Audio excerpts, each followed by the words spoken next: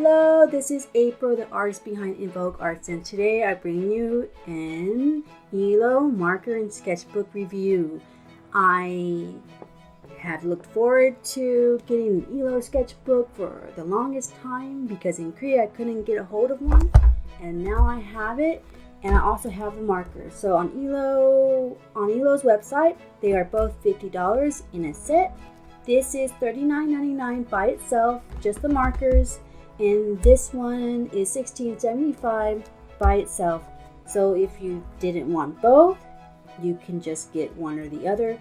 But if you add up the math, getting both at the same time saves you so much money, because this is already $40 and then this ends up being just $10 in the set. So that's what I did. So we are going to do a sketchbook spread. In this sketchbook, it's 8" by 8", just a perfect size. It's square, and both of these are made in China, based in Detroit, and the paper is 122 pounds and 180 GSM, so it's actually a good weight.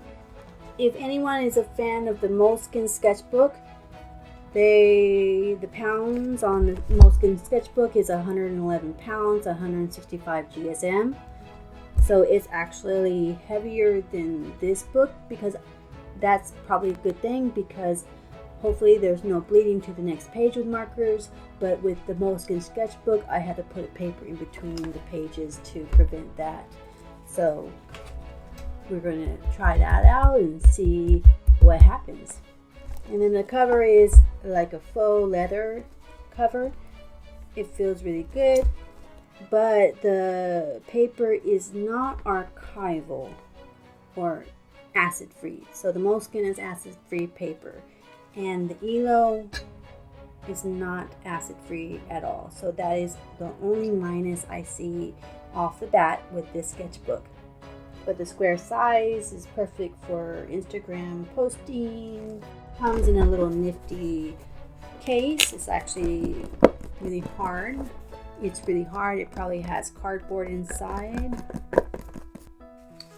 Yummy. Don't eat this.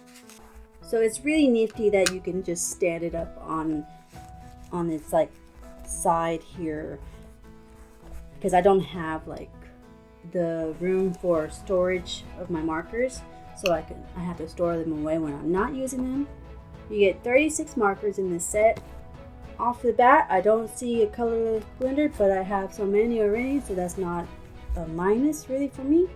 The marker is a square shape, which is a good thing because, well, it still rolls.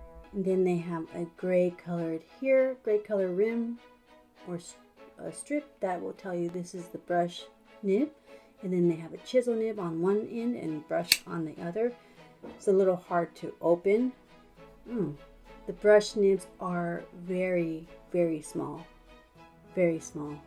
I almost thought it was a bullet. Hard to open. Very, very hard. That will probably, if your hands hurt a lot, like mine do sometimes, maybe it'll become easier to open later. For comparison purposes, let's look at the Ohuhu brush nib. If we look closely, that nib is like a baby. It's a baby nib. Copic, also much, much, much bigger. It's like Big Daddy and little baby. Oh, and I was doing it wrong earlier. So there is like Velcro right here that you turn upside down. Then there is a little separations for each marker, and that might be annoying for some people, because when I need to put the marker back, I have to find each individual hole. Hey, I have high goals, so I can ask for 1 million for this sketchbook, because this sketchbook will be worth a lot when it's finished.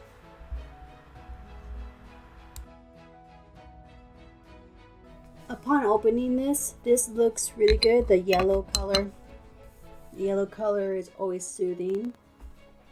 It lays flat. which is the only thing I really look at with sketchbooks. My main point, my main pet peeve. I do not want those thick sketchbooks that don't lay flat. And I will also see how watercolor works on this. I just want to see if it freckles like I've seen in other videos. Not that I want to use watercolor in this sketchbook because I have a watercolor sketchbook. It's just something that I want to find out. I'm going to swatch them now. We're going to start with yellows. Off the bat, the names are really weird. We got fresh green. That looks like a yellow. Yellow. Yellow. But that fresh green is not very fresh.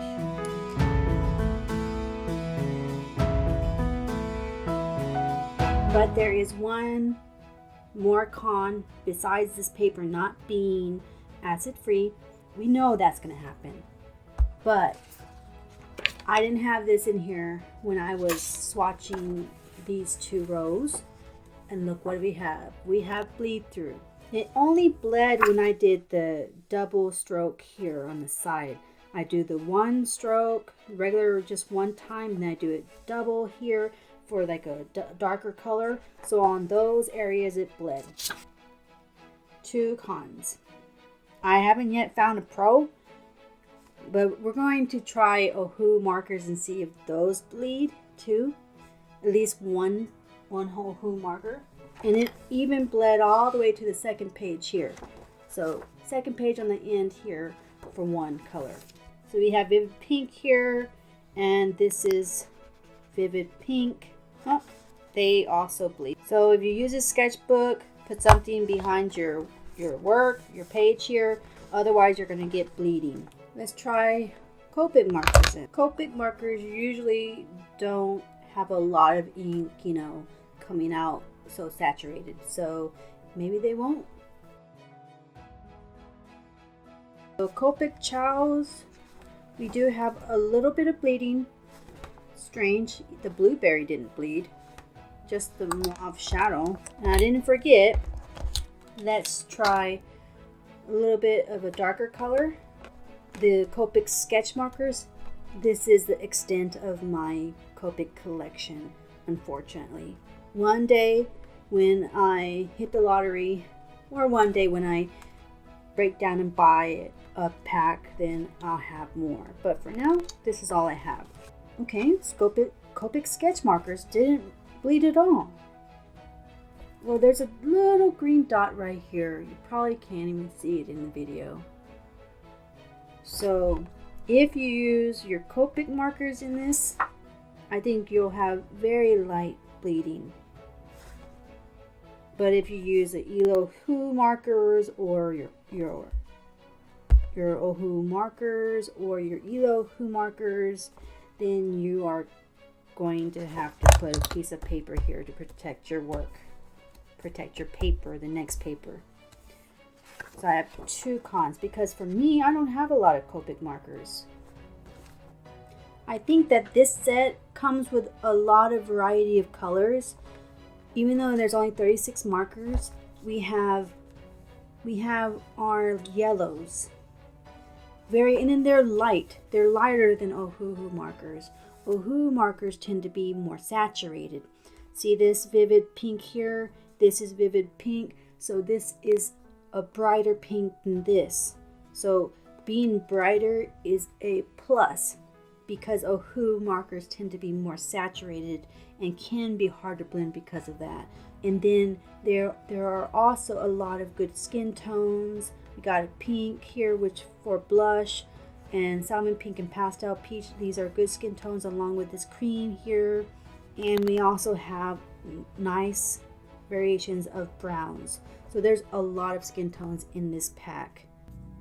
And we have a good variation for gray tones. We have cools and we have grays. A few purples, not as many purples as I would like to see, and we have a few blues. But the blues they give us, I think, are the most popular and the most often used. I'm using Col-Erase pencils here, a Col-Erase pencil Carmine red so you guys can see it better, and it's also just much better in my opinion to sketch in. You can use whatever is comfortable for you, but I tend to use both.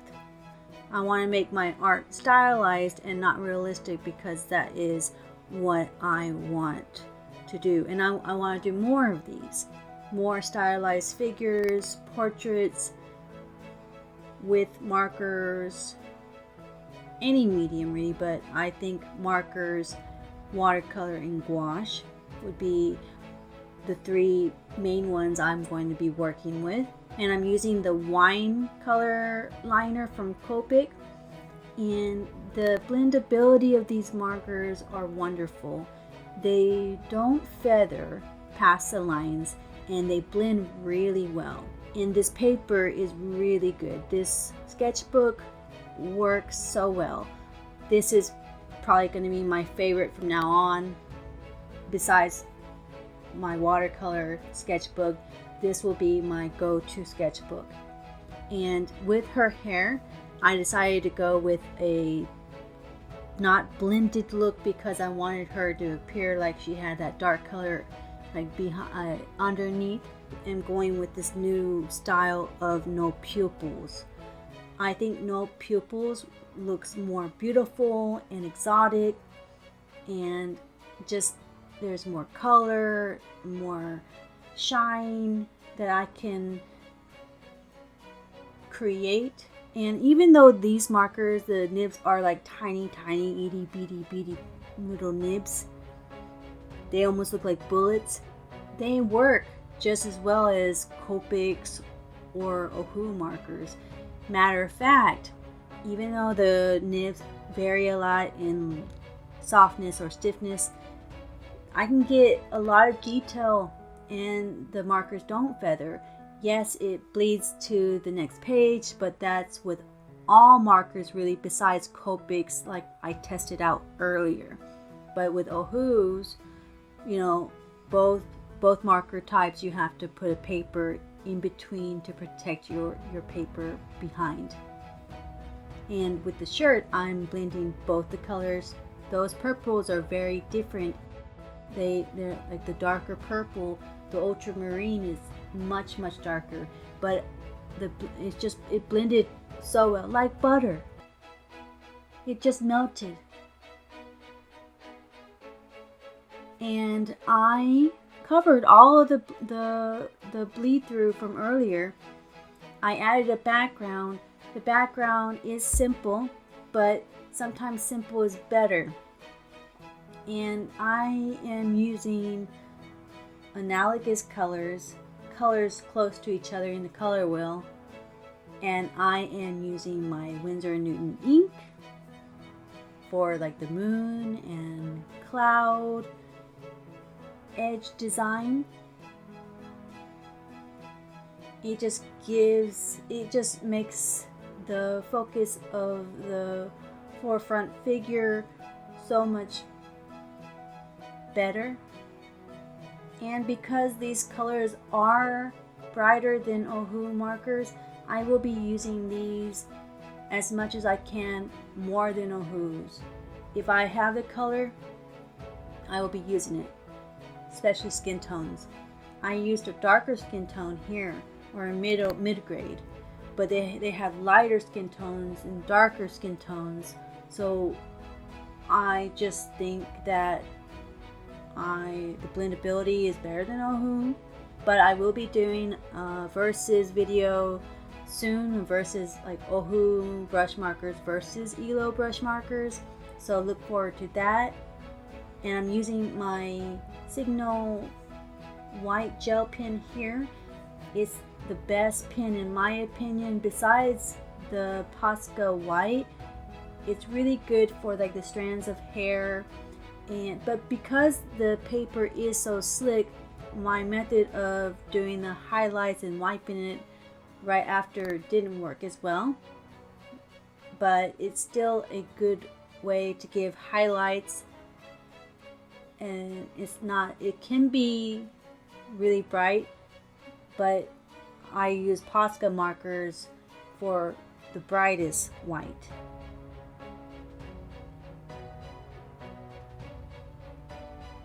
And I think overall, I'd never got this kind of blended look from Ohuhu markers. So I'm really happy with this, and I will continue using these markers. And I hope that you enjoyed this review.